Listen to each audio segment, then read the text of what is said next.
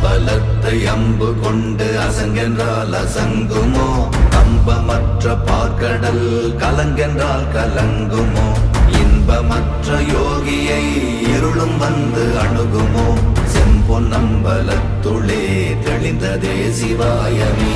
ஓம் நமச்சிவாய ஓம் ஓம் நமச்சிவாய ஓம் நமச்சிவாய ஓம் ஓம் நமச்சிவாய ஓம் நமச்சிவாய ஓம் ஓம் நமச்சிவாய ஓம் நமச்சிவாய ஓம் ஓம் நமச்சிவாய.